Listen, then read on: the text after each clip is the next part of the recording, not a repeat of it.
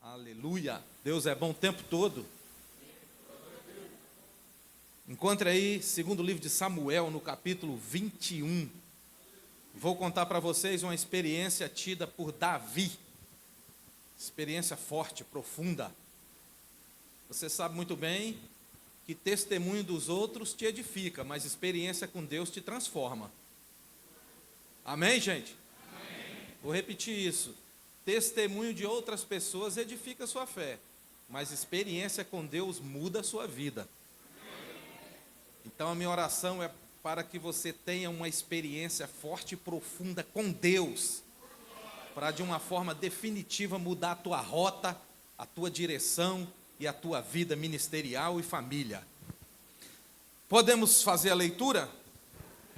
Houve nos dias de Davi, aleluia, houve nos dias de Davi uma fome de 3 anos consecutivos. Quantos anos? 3 anos.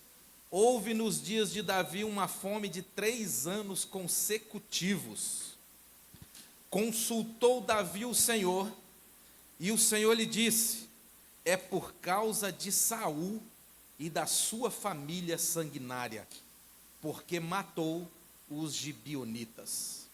Verso 2: chamou o rei os gibeonitas e lhes falou: ora, os gibeonitas não eram dos filhos de Israel, mas do restante dos amorreus. Os filhos de Israel lhes tinham jurado poupá-los, mas Saul procurou destruí-los, no seu zelo pelos filhos de Israel e de Judá. Verso 3: perguntou Davi aos gibeonitas: o que quereis que eu vos faça? Como hei de reparar o que sofrestes, para que abençoeis a herança do Senhor? Verso 4, aleluia. Respondeu-lhe os gibeonitas: não é por prata nem ouro que temos questão contra Saul, é com a sua família. Tampouco pretendemos matar pessoa alguma em Israel. Perguntou Davi novamente, a mesma pergunta: o que quereis que vos faça?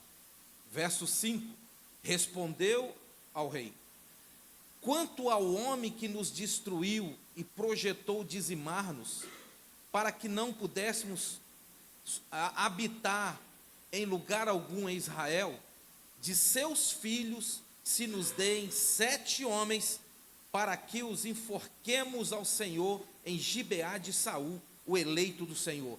O rei Davi diz: eu os darei. Verso 7, o rei, porém, poupou Mefibosete. Te dou graças, Senhor, pela palavra lida. Fala ao nosso coração, pois o nosso coração é terreno fértil, é terreno bom e que tem fome da tua palavra. Fala conosco, ó Senhor, o que deseja nos comunicar nessa noite, e depois, ó Senhor, nos leva aos nossos lares com o coração transformado pelo teu poder. Oramos, grato por tudo, no nome de Jesus. Você pode aplaudir forte ao Senhor?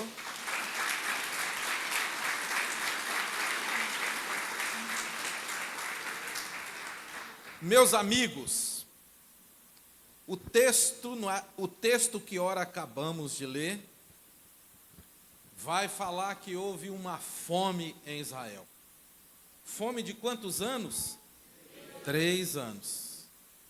3 anos. Meus amigos, essa fome, ela já durava 3 anos, e por falta desta chuva, não havia chuva, o povo sofria, gemia, plantava e não colhia. Certo? 3 anos. 3 anos de fome. Por causa de Saul. Após 3 anos, Davi consultou a Deus. Eu entendo que Davi está dizendo para o Senhor: Deus, já são 3 anos que não chove, que nós não colhemos. Já são 3 anos de fome. Eu penso Davi orando e conversando com Deus, dizendo: já se passaram 3 anos e a coisa não muda. O que é que está acontecendo, Senhor? Por que essa fome de 3 anos? O que é que está acontecendo conosco? Por que essa crise? Por que essa dificuldade toda? Davi buscando uma resposta de Deus, querendo saber de Deus qual era a causa daquela crise, certo?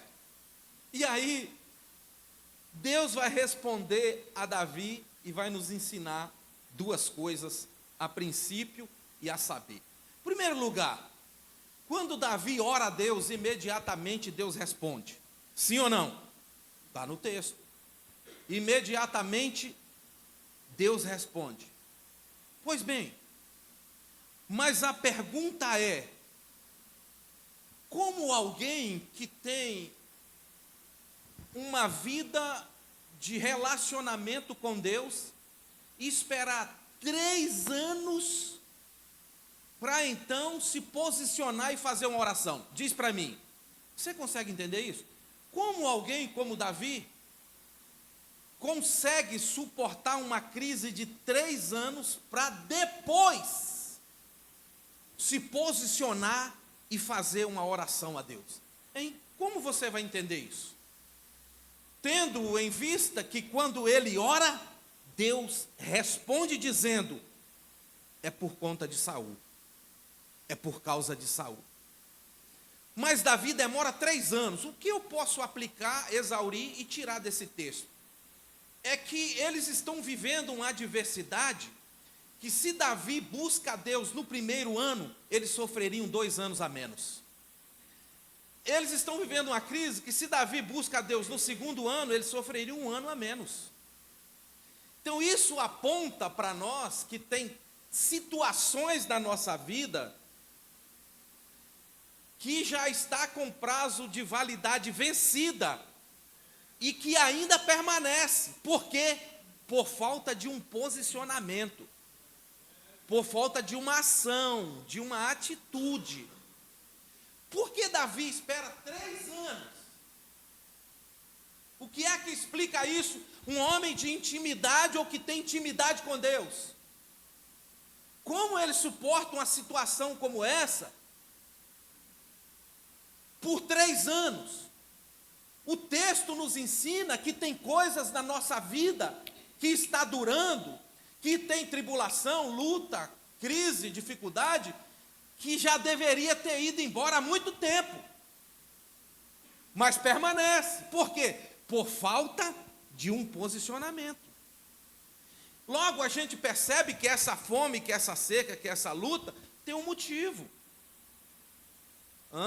Tem uma explicação. Não é um por acaso, não é uma questão de circunstância ou isso ou aquilo, não. Tem um motivo. A causa era de Saul, certo? O problema era com Saul.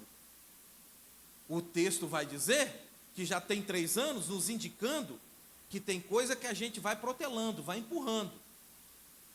Tem gente que passa dificuldade aqui há anos e que não consegue vencer essa guerra, essa luta, vai protelando. Falta um posicionamento verdadeiro, radical, sério, profundo, real, para poder ter uma mudança de vida. Se não for assim, não vai.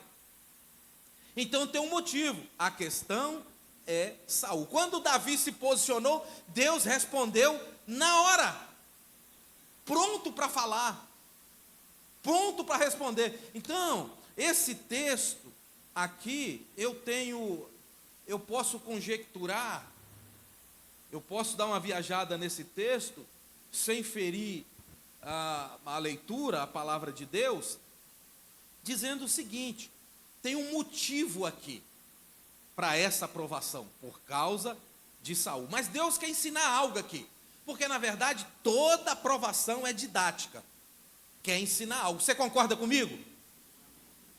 Toda adversidade, toda aprovação é didática. Deus quer ensinar algo, certo? Deus não vai botar ninguém à prova porque não tem nada para fazer no céu. Não, quer ensinar alguma coisa. Deus não vai perturbar a raça humana simplesmente por perturbar, não, quer ensinar alguma coisa. E quando a gente pega isso por inteligência, a gente vai descobrir que por trás de uma adversidade, de uma luta, de um problema, Deus está ensinando algo. Sim ou não, gente? Deus quer comunicar algo. Pois bem, a pergunta é: a vida de Saul, se você ler a história de Saul, você vai ver que ele tinha tudo para dar certo, tudo para funcionar, tudo para prosperar. Mas deu tudo errado, por causa de atitudes e decisões. Como pode acontecer uma coisa dessa? Alguém que Deus escolheu e fazer tudo errado, pegar o caminho errado, a rota errada, e jogar fora aquele chamado, algo maravilhoso e grande que Deus tinha preparado para ele. Pois Saul fez isso. Agora Davi tem que consertar esse problema. Você precisa saber que no texto Saul já morreu. Entende? Então isso aponta, isso indica que tem pessoas que depois de morta ainda dá problema, gente. Sim, gente que depois de morta ainda dá problema. É o caso aqui. Pessoas que não mudam, que a palavra bate como um machado, um martelo que esmiuça a penha, mas vai batendo, não muda de posicionamento, não muda de visão, não muda de caráter, não muda, não se converte, não tem jeito. Tem pessoas assim, gente. O terreno, o coração não aceita a semente. Mas quando isso funciona ao contrário, quando você é humilde, se dedica ao Senhor, se apresenta a Deus como um homem falho, pecador, é desse jeito que Deus gosta, é desse jeito que Deus ama, é desse jeito que Deus faz. Pois ele, depois de morto, está dando trabalho, está dando problema. Davi se aproxima de Deus e diz: Deus, eu quero resolver essa situação. Como é que eu resolvo? Eu estou conjecturando, Senhor, como eu resolvo isso aqui? É um sacrifício?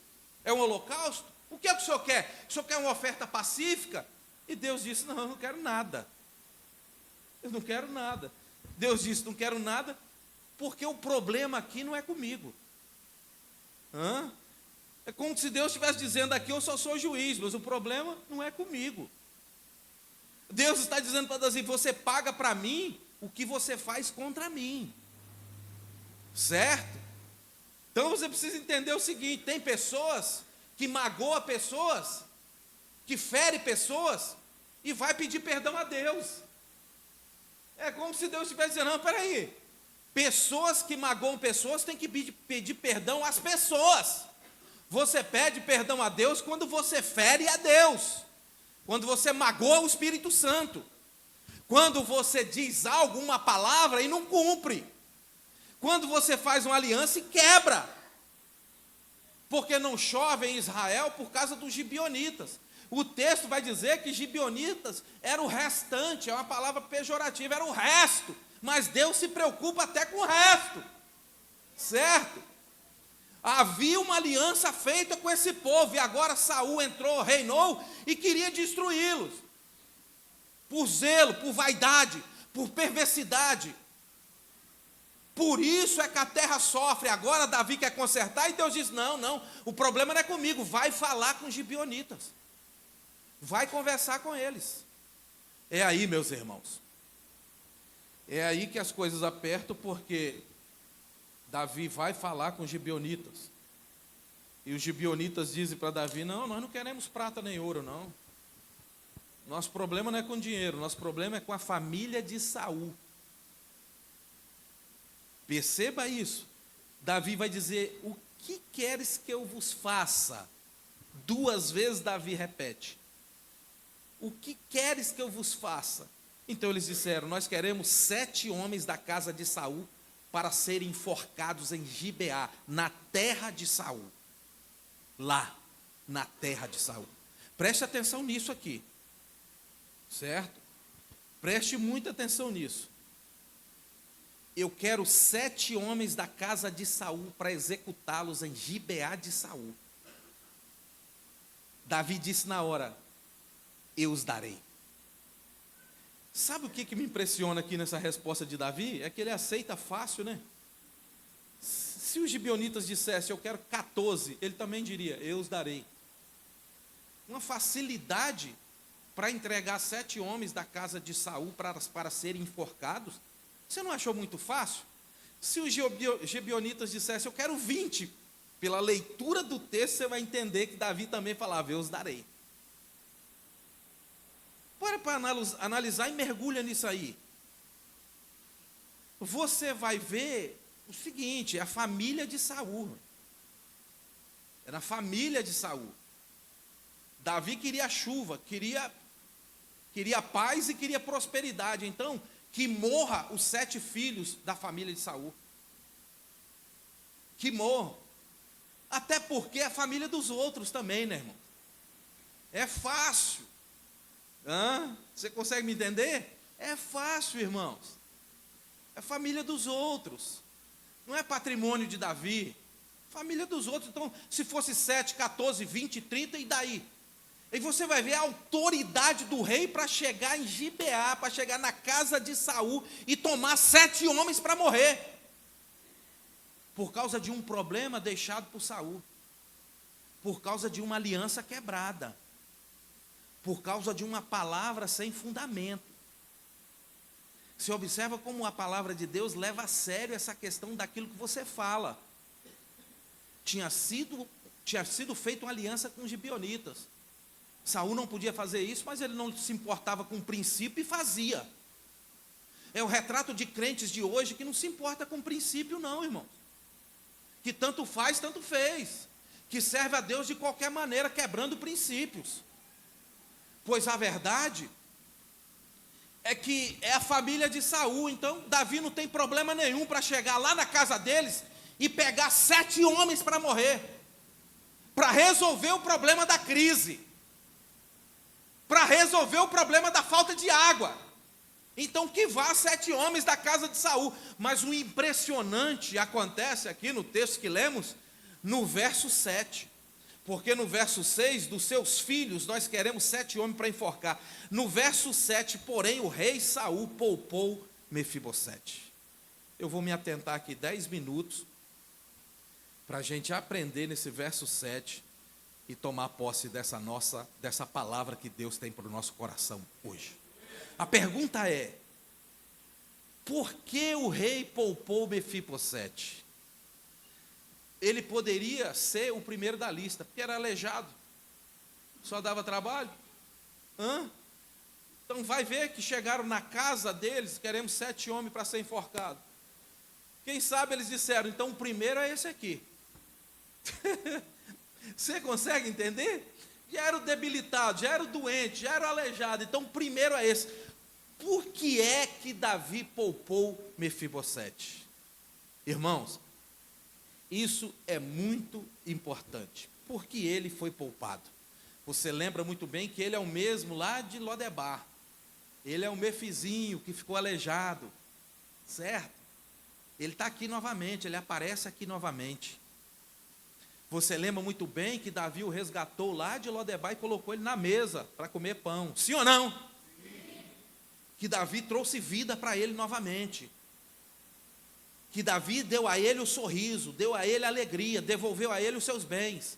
Agora Mefizinho entra em cena de novo. Só que quando Davi chega na casa e dá de cara com ele, é como se Davi tivesse dito, você não, você eu vou poupar. Meus irmãos, eu acho isso forte, sabe por quê? Por causa do poder da aliança. Por que é que Mefizinho foi poupado? Foi poupado porque ele foi alcançado pelo favor de Deus, meus irmãos. Só um aleluia lá atrás. Foi poupado porque ele foi alcançado pela graça divina. E o que isso tem a ver com você? Ô moço, quantas vezes você foi poupado, moço? Quantas vezes, menina, a mão de Deus do Todo-Poderoso guardou você? Por causa do favor de Deus, da graça de Deus. É para Jesus, tem que melhorar bem mais forte.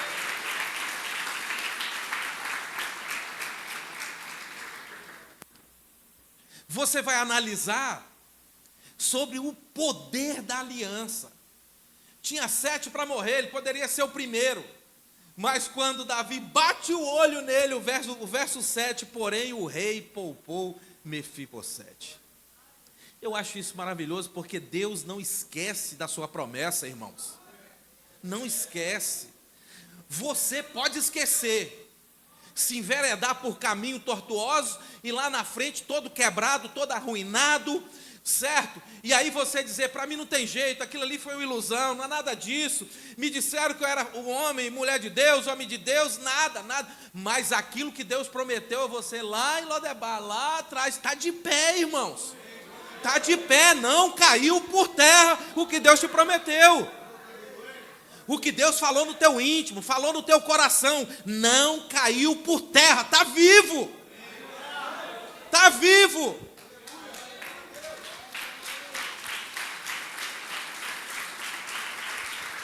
Aí, meus amigos, eu entendo que quando Davi chega com seus soldados para pegar 7 homens, eu entendo quando Davi chega para os gibeonitas, Isaac, e vai dizer o seguinte, ó, o que vocês querem que eu faça?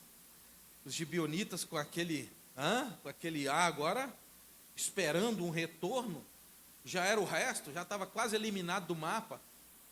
Então, quando Davi pergunta, o que vocês querem que faça? Eu penso que eles disseram, agora eu vou cantar sabor de mel. Agora sim. Então eles fazem esse pedido. Mas dentro da casa de Saul tem alguém que recebeu uma promessa de Deus. Oh, irmãos, eu já falei outras vezes isso aqui, tem gente melhor que você que já foi embora, irmão. Mas você está aí, não é por acaso não. Certo? O servo de Deus, o homem de Deus, aquele que se debruça na palavra, sabe que nada é por acaso. Tudo tem um propósito debaixo do sol, debaixo do céu. Até mesmo a sua vinda aqui hoje. Certo? Até mesmo a sua vinda aqui hoje. Alguma coisa está se movimentando no reino espiritual para acontecer algo grande na tua vida, na tua história. Eu acredito nisso. Eu acredito em um Deus que não falha, que não esquece daquilo que Ele prometeu. Pois Mefibosete foi poupado, era o primeiro da lista, mas foi poupado, foi alcançado pelo favor de Deus. O rei diz, você não. O rei sabia, Davi sabia, que no ungido de Deus não se mexe, irmão. No que Deus escolheu, no que Deus levantou, é perigoso. É perigoso mexer com gente assim, entendeu? Cadê o Eric? Faz assim, Eric. O Eric contou para mim isso aí. Ele era jovem. E o colega disse, vamos namorar aquela moça lá. Ele era ímpio, hein? Vamos namorar aquela moça. Ele disse, Deus me livre de mexer com esse povo. Essa menina é crente, rapaz. É servo de Deus, Deus me livre. É perigoso, irmãos. É perigoso. Tem que ter cuidado, até mesmo no falar, no pensar, tem que ter cuidado, é perigoso. Pois Davi sabia de princípios, ele viu lá, não, vai 7, mas você não vai. Você é poupado. A graça, foi poupado pela graça de Deus manifesta na vida dele. É o nosso caso, irmãos. Na cruz do Calvário, o escrito de dívida foi jogado fora, sabe? Porque aquela morte, entendeu? A morte eterna já era certa para nós, porque em nós não se acha nada de bom não, certo? Mas alguém inocente foi e pagou o preço por mim e por você, e fomos alcançados pela graça de Deus, e podemos morar eternamente no céu, na casa do Pai, se a gente entender que precisamos levar a sério esse convite de Deus. Mas é para você.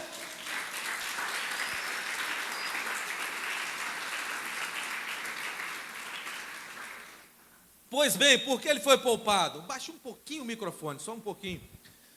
Porque foi alcançado pelo favor de Deus. Por que ele foi poupado? Foi um benefício concebido a ele por causa do fruto da aliança. Olha, uma aliança com Deus frutifica, irmãos. Feliz é o homem, guarda essa frase aí. Feliz é o homem que tem uma aliança com Deus. Sabe, meus irmãos, você pode até não realizar os seus sonhos aqui. Até mesmo porque o Evangelho não veio, o Jesus não foi à cruz para que realizasse os nossos sonhos de conquista e de consumo. Não, a história é outra. Foi para que houvesse salvação para um povo que estava caminhando a passos longos para a morte eterna. Mas, meus irmãos, você pode até não conquistar a sua casa, o seu carro, sei lá, o que você sonha, a sua empresa.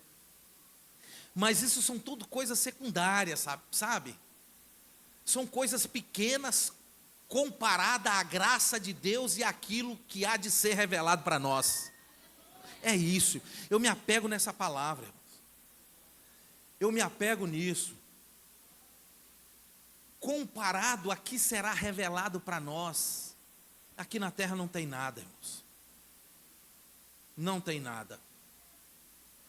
Então, meus irmãos, isso foi um benefício concedido pelo fruto da aliança. Feliz é o homem que faz uma aliança com Deus. Esse é feliz. Sabe, meus irmãos, ele compreende, ele passa a entender o que de fato é ter alegria no coração. É isso, irmãos. Então ele foi poupado por causa do fruto que a aliança concedeu a ele. Certo? Mas o que é uma aliança com Deus? Uma aliança com Deus é um acordo que une uma pessoa, você, a Deus. É isso. Há alguém aqui, hoje eu quero fazer uma aliança com Deus. A aliança é aquilo que une você a Deus.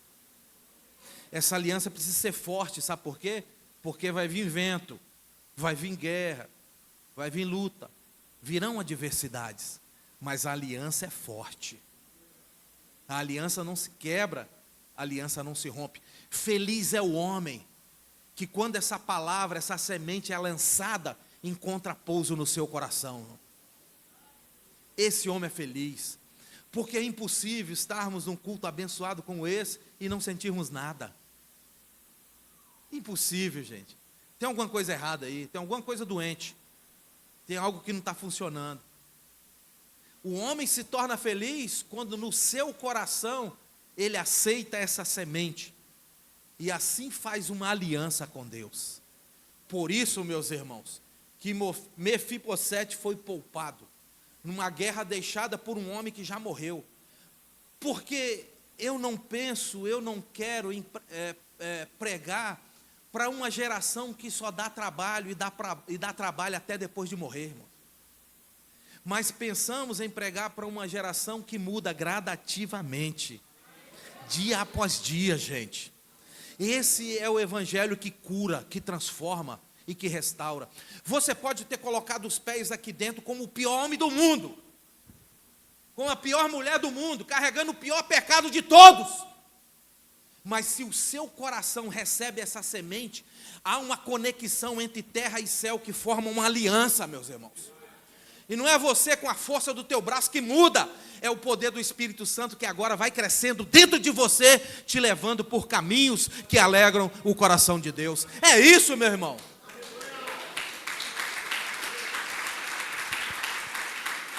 É o bondoso Deus. É o poder do Espírito Santo, falando para o homem promíscuo, perverso, pecador, que quando ele atenta, pensa e quer, e o Espírito Santo, não, agora você é casa minha, é morada minha. E as coisas vão mudando, as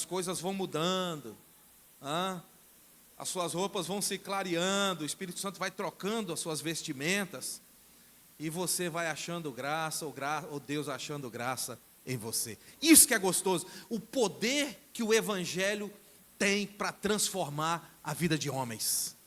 Surge e começa através da aliança. E sabe por que é que você veio aqui hoje? Por causa dessa aliança, que é latente, que bate forte aí no seu coração. Deus te chama para algo grande. E já começou fazendo aqui na hora do louvor, tá? Esse mover aqui, cadeias foram quebradas e correntes foram destruídas. E já começou fazendo aqui. Eu creio muito no chamado de Deus na tua vida. E começa através da aliança. O pessoal do louvor, por favor, começa através de uma atitude. Os irmãos do louvor, começa através de um posicionamento, irmão. Tem coisas na tua vida, estão ligados? Olhe para mim então, olhe para cá, irmãos. Tem coisas na tua vida de ruim que já era para ter ido embora há muito tempo. Por que é que está ainda, pastor? Por que é que eu sofro isso ainda? Um posicionamento, uma ação, uma atitude. Eu creio, eu penso que começa hoje, agora. É para hoje. Então, meus irmãos, a oportunidade dada em relação a essa semente que transforma, ela não pode ser ignorada, essa oportunidade.